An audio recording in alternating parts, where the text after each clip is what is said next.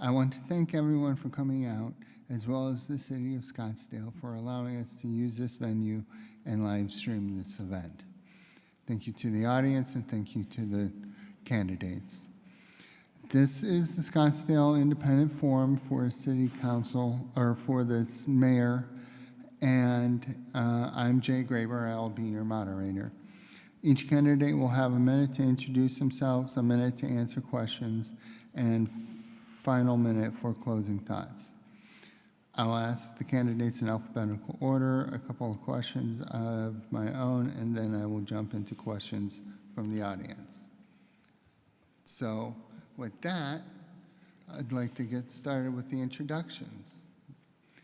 Ms. Borowski. Thank you. Start that over.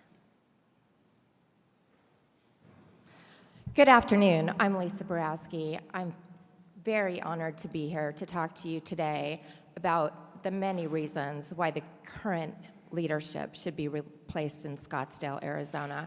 I'm a lifelong resident. I grew up here. I raised my daughter here. I'm a lawyer that has been practicing for 25 years, fighting for homeowners who were wronged by developers. I started my law firm here. I'm a small business owner, and I previously served on the Scottsdale City Council from 2008 to 2012. I think we can all agree a lot has changed in Scottsdale since 2012 when I left the council. A lot of changes that aren't good for Scottsdale. For example, the runaway overdevelopment. And in more recent years, during the current leadership's term, there's been a real irresponsible approach to fiscal oversight. During my term, I was very focused on that, and I look forward to bringing that back to City Hall. Thank you. Ms. Milhaven. Thank you. My name is Linda Milhaven. 50 years ago, my family came here to Scottsdale. 40 years ago, I started my banking career, which included time as community bank president. 30 years ago, I started volunteering in our community and spent 12 years on city council. I'm very proud of the contribution I've made to making Scottsdale a special place and was honored this year to be inducted into Scottsdale's History Hall of Fame for my contributions. I've been endorsed by police and by the Scottsdale Area Association of Realtors. I'm running because my grandmother used to say, if you're not moving forward, you're moving backward. And I'd like to continue my work protecting everything that keeps Scottsdale special while planning for a more prosperous future. That includes protecting our neighborhoods, our open spaces, and our taxpayers, keeping tax rates low and our quality of life high.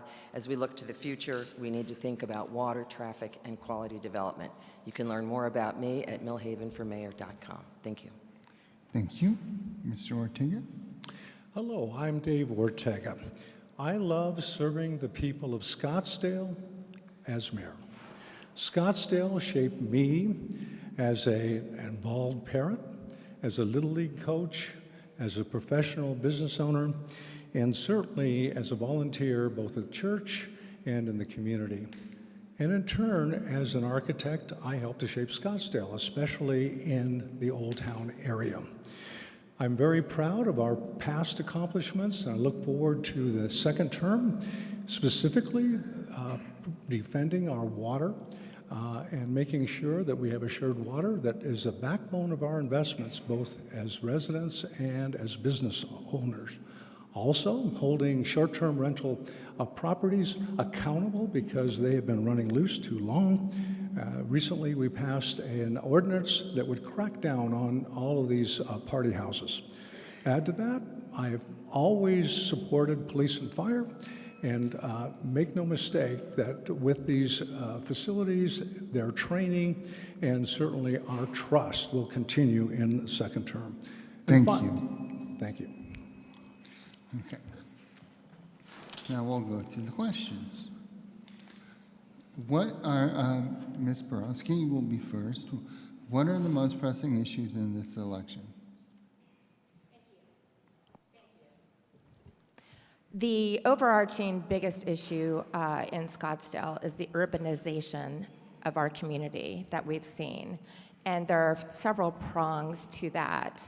I spoke about what I believe to be the overdevelopment or the runaway development in Scottsdale. This is resulting in congestion in our streets. There's been an uptick in property crime and crime overall. We have David Ortega talks a lot about water. There are drain on our resources as a result of all the overdevelopment. That's a big, big issue for me. The second huge issue in Scottsdale is the irresponsible approach to spending and wasting taxpayer money. And there are many examples of that we will get into. Principally, the current major example of that is the severe overruns with capital improvement projects, and we cannot tolerate that anymore. Thank you. Ms. Milhaven. Thank you. As I'm out talking to people, development certainly is at the top of people's minds. And when I ask them about why, traffic and water certainly intersect that conversation. We need to think broadly when we think about development in our community. We follow our citizen-approved general plan, which clusters the highest density uses in one place. We need to be thoughtful when people want to change their zoning about the relative impacts of traffic and water, because all properties have rights to build, and we need to be mindful about how much water any particular would use compared to another use, or how much traffic another use would use compared to another use. And so I know there's a lot of talk about apartments and overdevelopment, but I want to say that I have never and would never approve a dense, high-density apartment project in a single-family neighborhood. They belong in our commercial centers, near employment, and we need to be mindful when we consider zoning requests about the relative impacts of different uses on water and traffic. Thank you. Thank you. Mr. Ortega. It is true that irresponsible development is a problem and has been a problem for several decades. The other fact is that overdevelopment of apartments has occurred beginning with Ms. Borowski in 2010 all the way to 2021. And during that time, Ms. Borowski approved 6,274 apartments, and Ms. Milhaven, 17,415. Altogether, these my opponents have approved 23,689 apartments. That overload, and I say that because that was before I took office. I took office in 2021. So of course the complaints, and one of the problems was South Bridge, which would have added another 920 units and scraped part of Fifth Avenue. That sparked a revolt by citizens who ran a referendum, and we killed that. That's the overload that my two opponents are responsible for. Thank you, sir. Okay, we're going to go into some audience questions. Ms. Milhaven, you'll go next. All of you are touting commitment to our preserve. But where did each of you stand on the Desert Discovery Center proposal? So I had hoped that we would be able to expand the existing trailhead to create experiences for our community, to learn about the animals and the plants and what it means to live in an arid environment. But the citizens have spoken and the matter is settled, and nothing will be built in the preserve without the citizen vote. Thank you. Mr. Ortega? Well, there is no question that the preserved land is the people's land and should not be built on. My opponent to the right had championed doing that, bringing commercialization to the preserve, and that was wrong. It's another instance where what we have and what we want to protect will go from a purchase stage to a preserve stage, not going sideways into commercial use. That's why I do support the Protect and Preserve measure on the ballot, which is coming up in November. Not only would it address age and needs in 44 parks citywide and all our trails, but it would also make sure that the preserve is protected from being burned down, and add fire and police to make sure that anyone injured in any park or whatever would have a ranger in the vicinity. And those services are a complete city. Not only can we buy it, we have to own it. Thank you, sir. Ms. Borowski. Thank you. I have always opposed, and I will always oppose any development in the preserve. Having said that, and not to mention that the lack of ability to fund current needs in our preserve already does not serve itself well in favor of development of any sort in the preserve, even if there are amenities that Ms. Milhaven was just referring to. In any event, I wanted to get back to a point with my reserved time here. David Ortega has a habit of misrepresenting things. He just mentioned that I had approved 7,000 apartments. I don't know to what he refers, but that's absolutely false. I did approve 1,200 by my account apartments, 2 projects, one of which was Norton Village, which I would approve again if it was 2010. It took the place of a dilapidated, essentially,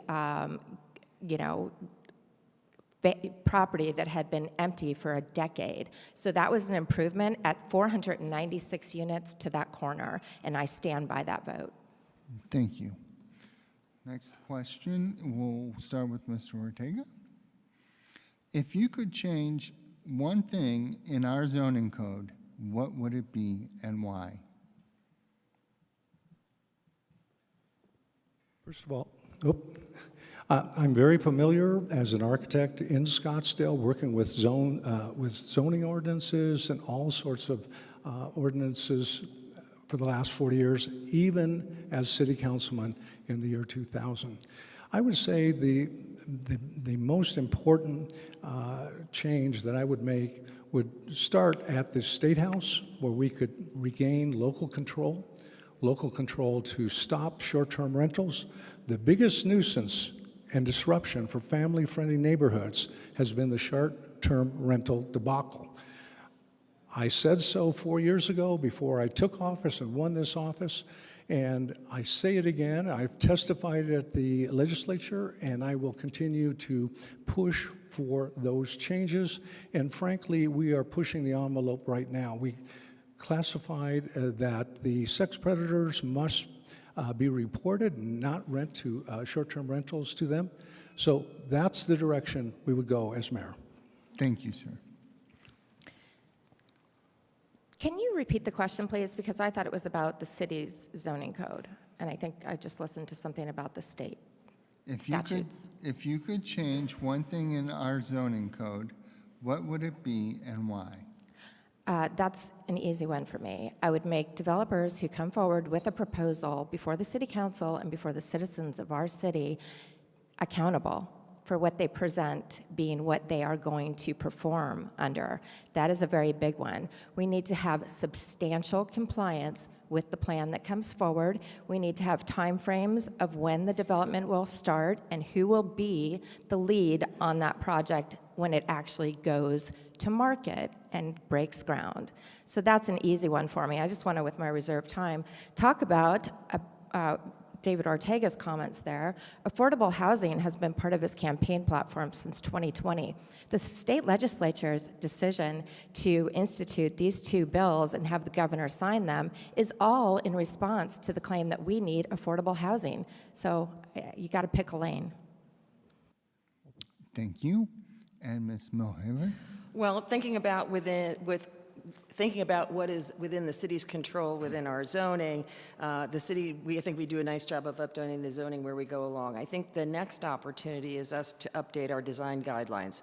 We have very strict guidelines for high-quality standards, and yet when I drive around town, I'm sometimes surprised about perhaps the lack of beauty or aesthetics in some of our buildings. So I'd like us to revisit our design codes to make sure that what is being built meets the aesthetic of the community.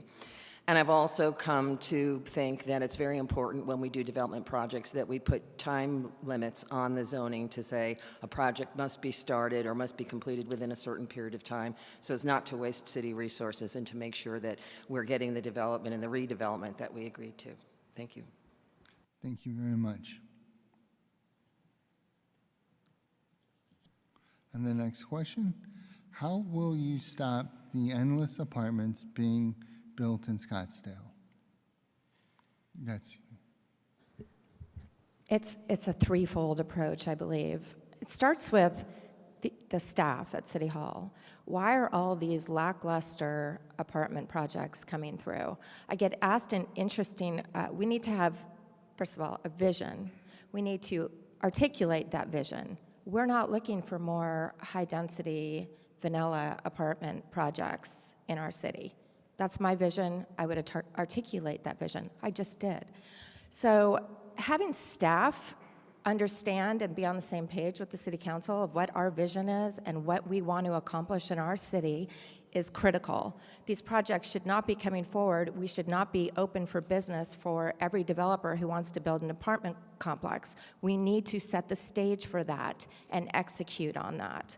In terms of, I get asked this question all the time, what can City Hall actually do about this? What can City Council actually do about this? For those listeners at home, these people are very involved. They know the answer to this. We can decline to approve them. It's not a matter of right that you can build a high-density 6-story apartment complex in Scottsdale. In fact, there's probably not one parcel available. Thank you very much. Thank you. Your question, oh, I'm sorry, is it your turn? Yeah. Your question assumes that we want to stop all apartment building. When we need to take a broader view, we have existing zoning that allows apartments to be built, and asking us about how we're going to stop apartments, that's not one of the ways I think you distinguish between us, because all three of us have approved apartments. I think the question needs to be where and when will you be willing to approve apartments? I think they belong in our commercial areas. I think they belong in commercial near employment centers. They need to be away from our single-family neighborhoods. They should not be intruding on our neighborhoods.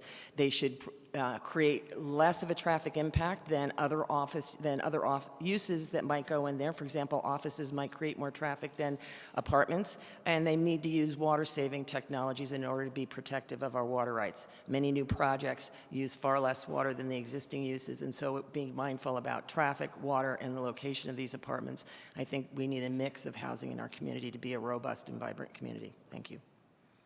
Thank you, Mr. Ortega. You know, 4 years ago when I ran for mayor, I stated that there were too many proliferation of apartments. They were approved by my opponents. My opponents, it's all factual, Lisa, you can read it. In 2012, you approved 3,565 apartments in 1 year. And Ms. Milhaven was right at your side, okay? So during that period, again, it's undeniable that several of these monster projects were going to suffocate our old town, kill our tourism. 4 years ago, I said it and I'll say it again. We need to preserve our old town, not crush and substitute commercial areas for residential apartments. And those apartments should be near the highway, closer to our water system, where things are circulating correctly, where those employment centers are. My opponents created the problem that they object to today, and they say they want to change the ordinances to make it better. Thank you, sir. And then our next question, we'll start with Linda Milhaven. In your opinion, what is the most serious issue facing Scottsdale in the next 1 to 3 years, and what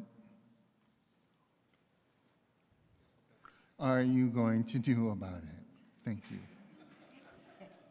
I think we've talked about development quite a bit, so I'll move on to the second issue, which I think is the financial sustainability of the city, both managing our resources to make sure that we're managing within budget, as well as to make sure that we have a strong local economy. Our air park is one of the largest employment centers in the state, and our business community creates a lion's share of the tax dollars that pay for the amenities we enjoy.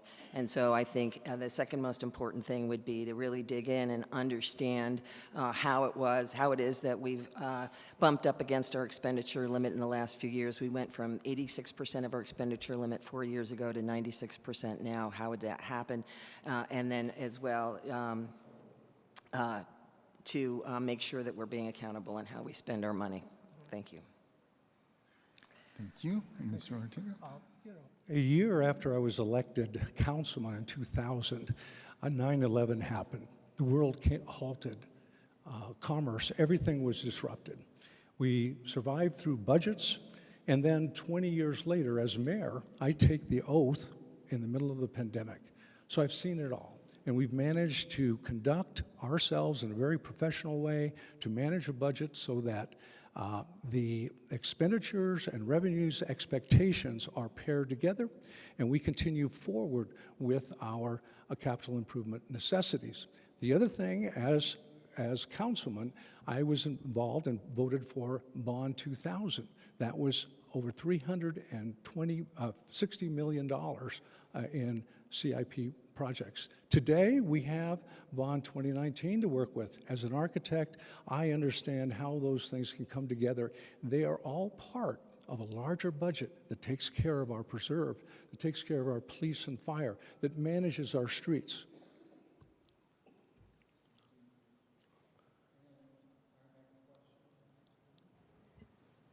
I don't believe I've answered it. I think your question was, what are the most pressing issues? Yes, ma'am. The question was, The most pressing issues over the next 3 years? Is that what the question was? in your opinion, what is the most serious issue facing Scottsdale in the next 3 years, and what are you going to do about it? I think the most serious issue facing Scottsdale right now and moving forward is restoring citizen involvement and restoring faith with the citizens of Scottsdale. And that starts by being accountable with their taxpayer dollars.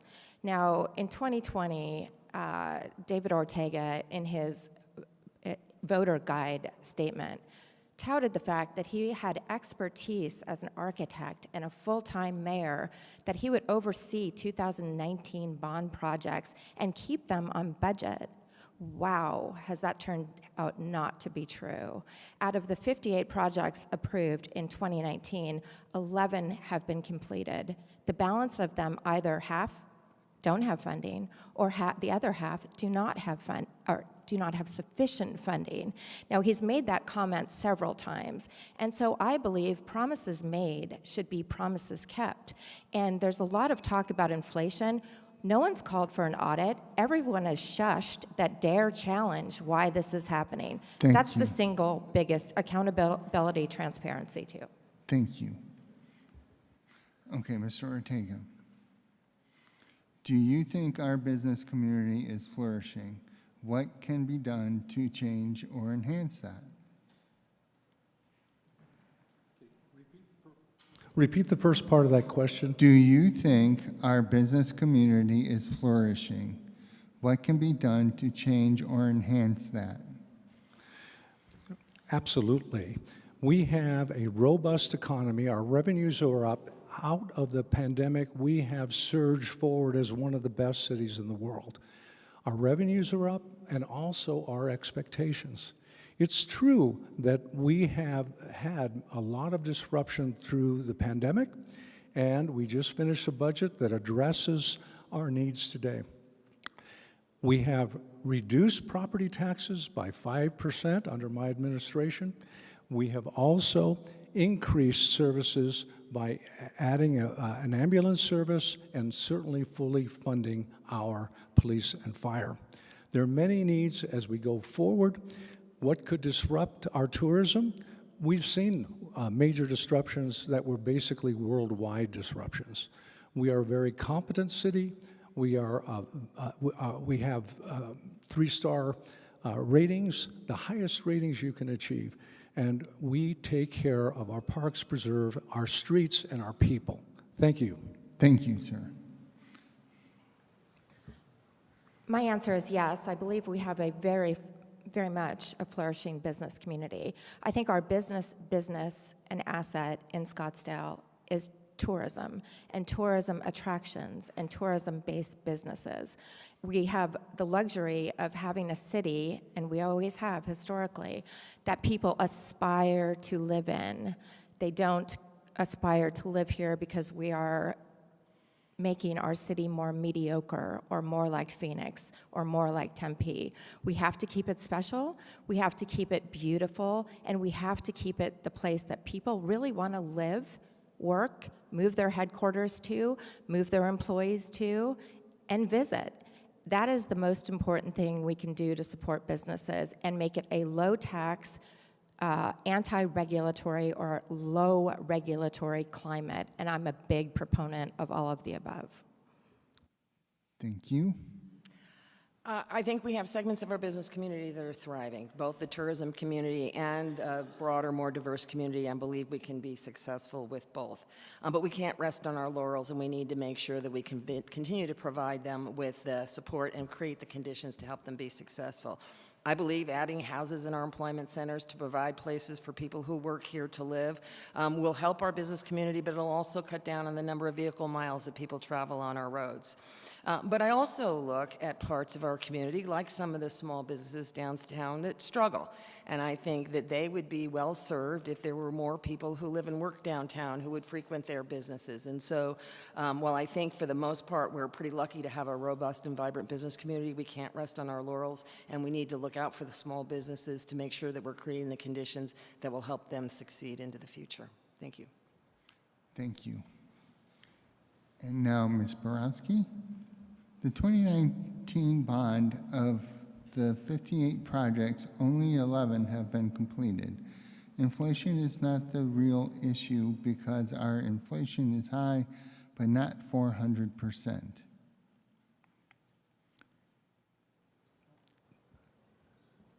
I agree with you. Okay,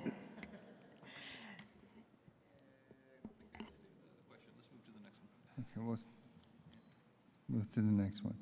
If elected, what steps would you take to put our city on a firmer financial footing? Oh, this is such a good question for me, for sure. Serving during 2008 to 2012, we were climbing out of the Great Recession. And we didn't have, it wasn't if we wanted to cut the budget and cut spending and rein in where we could wasteful expenditures. It's when and how fast we could do that, because it was simply a crisis.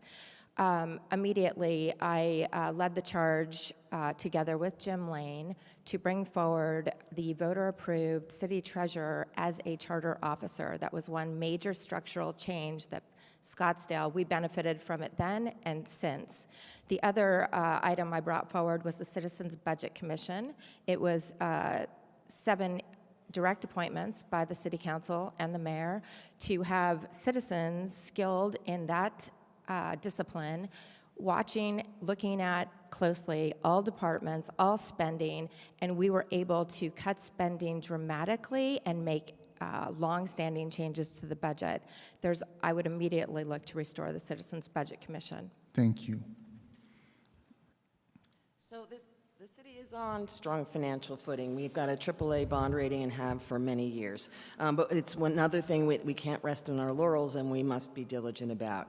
As I mentioned, in 2019, the last full year before COVID had an impact, we were at 86% of our spending limit. Now we're at 96%. I think we need to dig in and identify why that is. There may be some very good reasons, but no one's explained to us why. So I think it's about digging in to understand what our expenses are, and it's also, I think, about doing some really prudent planning. We've got risks to our revenue from tax on rental housing going away, as well as state shared revenues, and then there was an article in the paper yesterday about property taxes, and so we need to be really good at forecasting and recognizing the challenges to our revenue sources and making sure we're keeping our spending under control so we can maintain this great financial position of the city. Thank you. Thank you. You know, to be successful, you know, every household, every business has to have a business plan. For us, it's called the general plan. General plan is renewed every year. It outlines our water sensibilities, our tourism, our housing element, our downtown, our environment, and so forth. We put that in place as I became mayor. My two opponents failed to do that when it was required back in 2010. They failed in 2011. They failed in 2012. When you don't have a business plan, a sound business plan with a future that's laid out, and that was voted on by the people.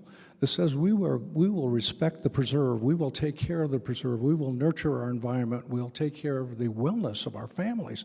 That's the accomplishment that lays the framework for success in the future. And that's what I brought, because I was able to get unanimous consensus, and I fought to get that approved at the ballot box. Unfortunately, Ms. Borowski fought it, and Millhaven never got it done. So that's how we can, by having a strong, comprehensive view, be successful. Thank you. So we'll go to Linda next, Ms. Millhaven. If you received a $1 million grant to use for the city in any way, what would you do with it and why? Wow. I would pay a facilitator to initiate a citywide conversation similar to what we did years ago in the STEPS program and in Vision 2020, where the entire community came together and had a voice about what they imagined would be so many of the great things we see in our community. The Museum of the West and the Indy Bend Wash and the Center for the Performing Arts came from those. And so I would use that money to facilitate a community dialogue, to have a broad conversation about what people would like to see our city look like in the future. Thank you. Recently, we brought in an outside consultant to review all of the tasks the city does in every area and time of day. And that outside consultant interviewed over 900 people in our city. And the question was, how can we bring better value to our citizens and the excellence of Scottsdale visitors and we ourselves expect? That comprehensive study found some areas where we could improve compensation. Why? Because we want to make sure we can compete with other cities, that other cities aren't drawing our best people away, and that they can employees can raise their own families in a rewarding way. That was the biggest change that I approved, and it went forward. It's now part of our budget. It increased our budget very, very slightly, but the outcome is what we want. The outcome is a personal, hello, I'm here to provide service. Thank you for coming by, and we will continue to provide the best service possible. Thank you. I think I lost track of the question, or that was a different response to a different question. Was it, if I had $1 million grant money, what would I use it on in Scottsdale? Yes. Yeah, Okay, yeah. that's what I thought the question was. All right, so personally, I love Linda Millhaven's response about sending this out to get input from all the voters. I'm afraid if you sent it out to everybody in the city, in terms of studies, I don't love that they get stalled with my experience on the council. It takes a long, long time. Then there's study after study after study after study that you don't get to, and we've all seen evidence of that. So sometimes studies might not be the best route. I love the idea of citizen involvement and input on all of expenditures. My personal, if it were me deciding, I would immediately take the lion's share of that and invest it in a beautification program in Old Town, Scottsdale. And I would update all the pedestrian features. I would make it a safer, cleaner, more beautiful place that it should be and always has been, but it's really seen a lot of deterioration under the current administration, who advocated for all the things he would do for Old Town. Thank you. Next question. How do you plan to involve residents in your decision-making process? Thank you. Coming to me, right? Yes, sir. Okay. It's interesting. My entire career has been interviewing clients, has been looking at cost, materials, and location, has been processing needs that someone may express. They may be a great surgeon. They may be a great restaurateur, but they don't know how to put together a restaurant necessarily, or how to develop a project. So that kind of skill is what I bring to the table, and that's the kind of listening skill that we need as mayor. People come from all over the world. We get proposals for new development, and I give them my best listening skills and review of whether it would fit here or not. And as an architect, I had people coming to me saying they wanted a 15-story building in Scottsdale, and I said, no thanks, find another architect, find another city. That was my response, and I could say that. It's not like I needed work or was expecting that we could fit it or force it here in Scottsdale. It's got to be right for Scottsdale. Thank you, sir. Did I hear the question correctly? How would I get more citizen involvement? How do you plan to involve residents in your decision-making process? That's what I thought the question was.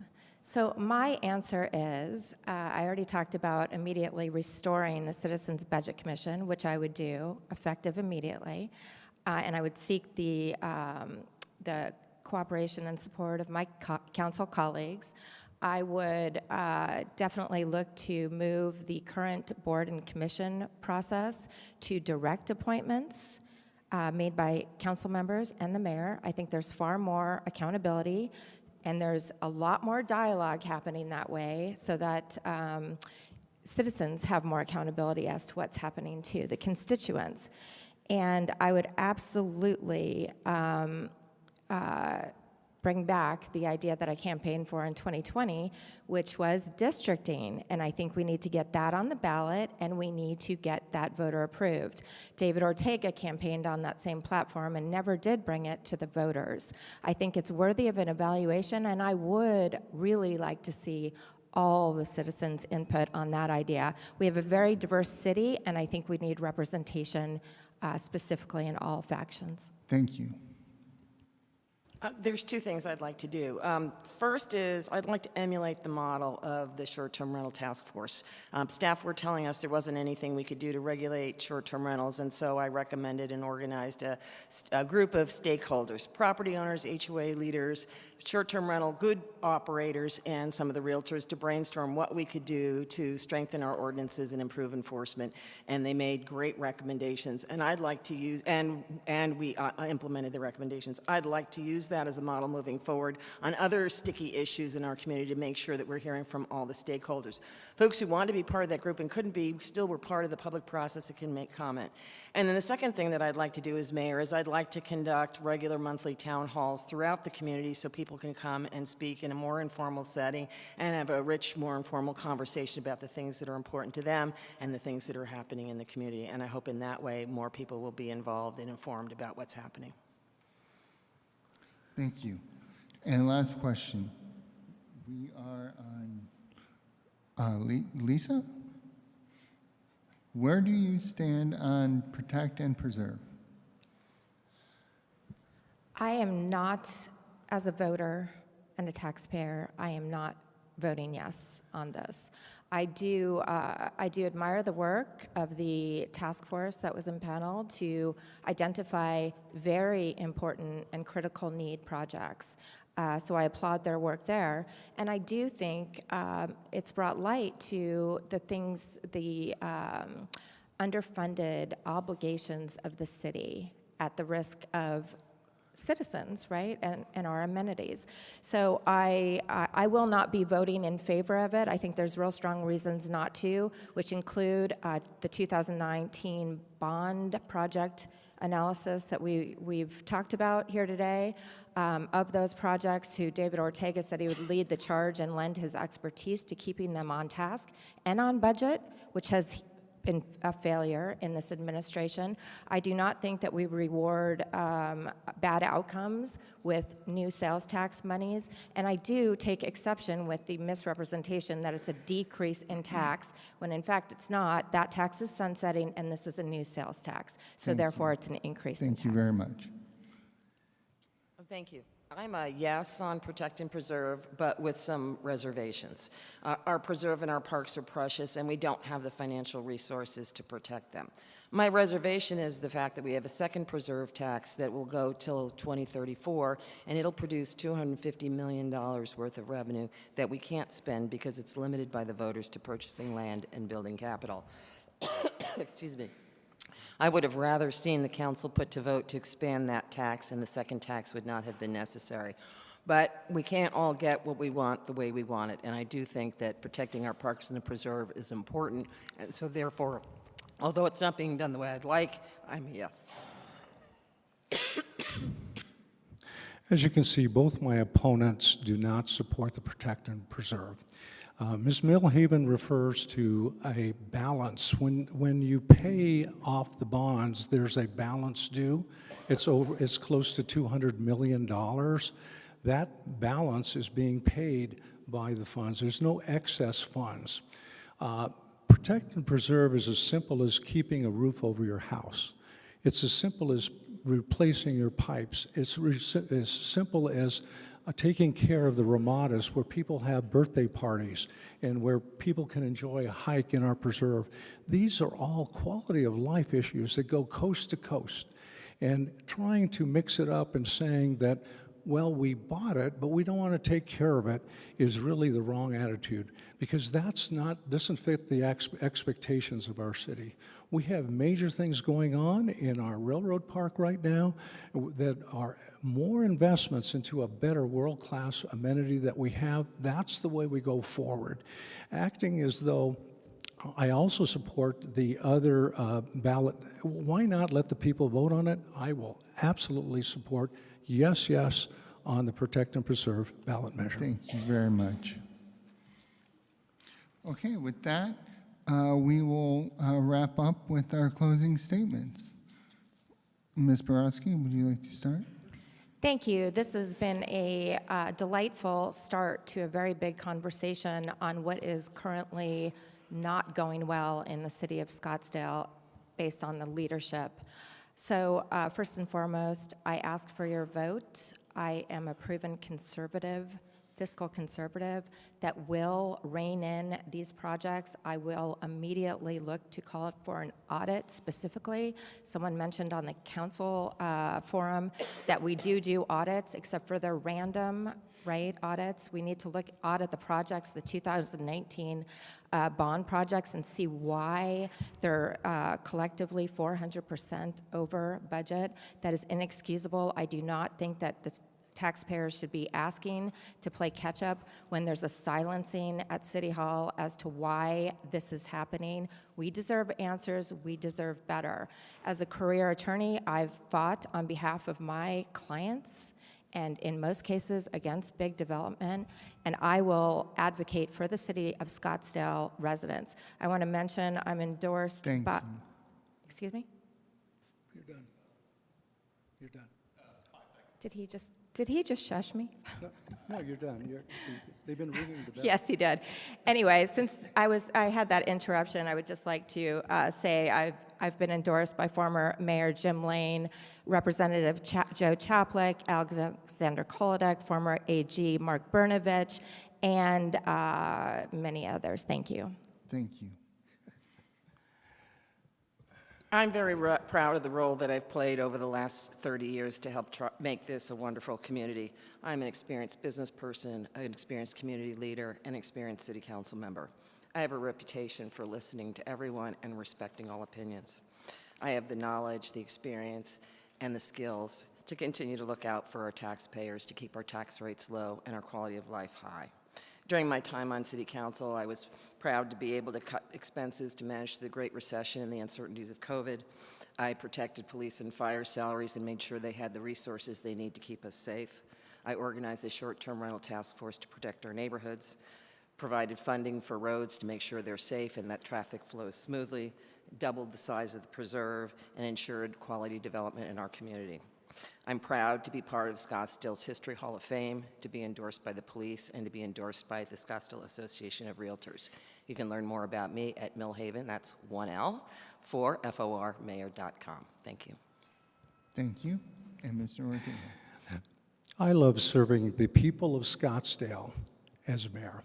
Being mayor means overlooking large federal issues, state issues, and most of all, local issues. It affects your neighborhood and my neighborhood. What affects us is both detail and the larger picture. During my career as architect and as mayor, we have brought the city's business plan forward, something which my opponents could not do. I also got control of our water system, which had been left to flow for over 12 years while my opponents were in office. We must protect our infrastructure, which is the core of your house, your business, your restaurant, our schools. Instead, they let it go frivolously. We have the most competent police and fire department that will protect you under my leadership. We have the best water system in the country, and we will assure that your investment, and we will keep our taxes low to protect and add value so that every day we will enjoy our Scottsdale. Thank you. Please vote for me. Thank you. And that concludes our event. Thank you.